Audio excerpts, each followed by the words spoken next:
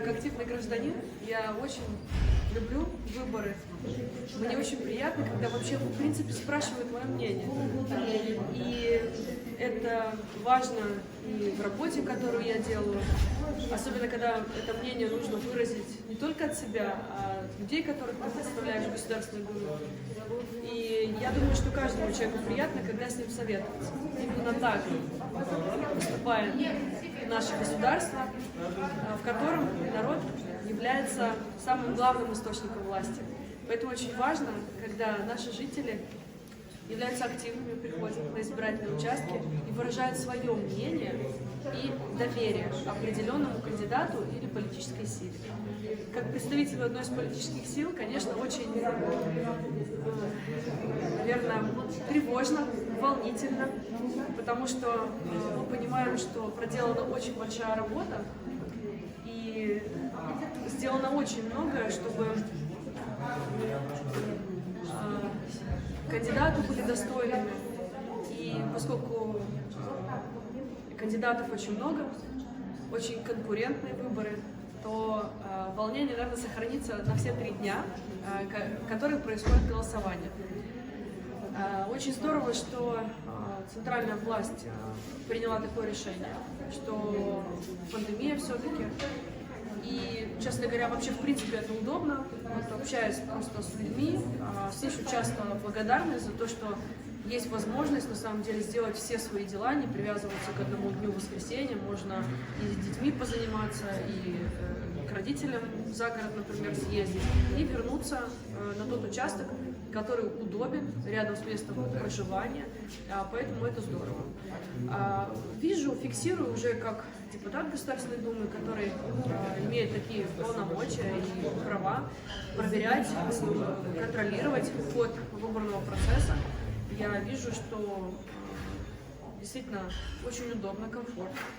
Что для меня важно, что когда выдаются бюллетени, идет объяснение, почему их 4.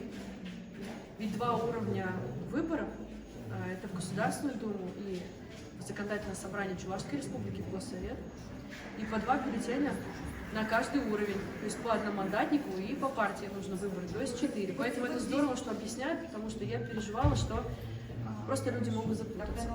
Поэтому сейчас я уже за это не переживаю. Я вижу, что установлены, например, вот на моем участке установлены КАИБы, то есть это автоматически считывающие устройства. Я видела, уже была на других участках, видела, что установлены в том числе и прозрачные урны для голосования. Пожалуй, только старт сейчас у нас голосование, и замечаний у избирательных комиссий, у наблюдателей нет, но я надеюсь, что по завершению их тоже не будет. И со своей стороны подчеркну, что вот эти 3 дня, они еще дают в том числе, наверное, время подумать еще раз в тишине, потому что запрещена какая-либо агитация. И человек, наш гражданин, может остаться, пожалуй, на 3 дня в тишине со своими мыслями, со своими аргументами, еще раз взвесить свой выбор, определить, почитать еще раз программы кандидатов и определиться. И очень здорово, что на участке есть информационные листки, можно подойти и на обоих уровнях выбора, посмотреть, еще раз почитать и сделать свой выбор в пользу того или иного кандидата или партии. На мой взгляд, все проходит в штатном режиме, и будет здорово, если Чувашская Республика снова войдет в топ-5 по стране.